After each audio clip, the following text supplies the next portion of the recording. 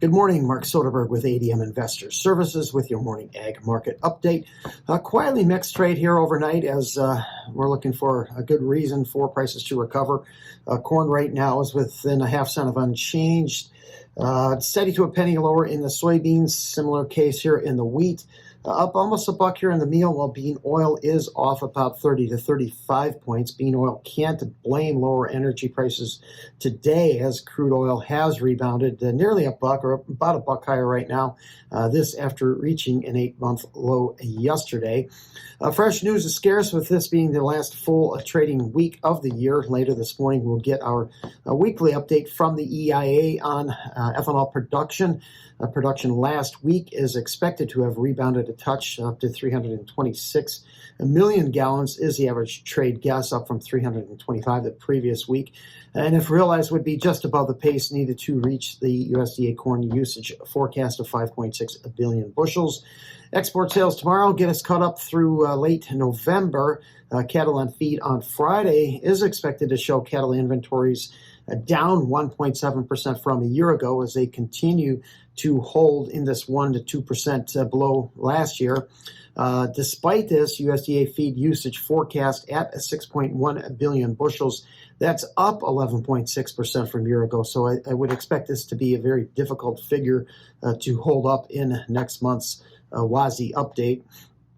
China is expected to host another soybean auction here on Friday, this time for approximately 550,000 tons as they work to free up storage space ahead of the arrival of U.S. soybeans.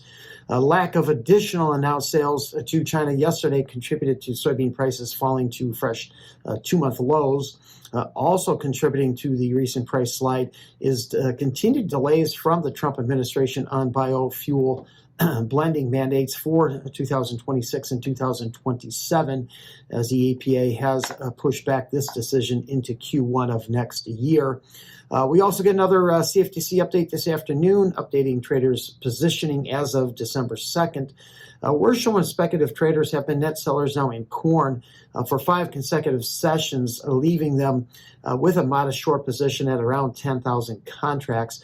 Recent speculative selling in beans has cut their long holdings to approximately 170,000, still historically large, however. Wheat estimate funds are short around 60,000 wheat, 25,000 oil, while long about 45,000 contracts in the meal.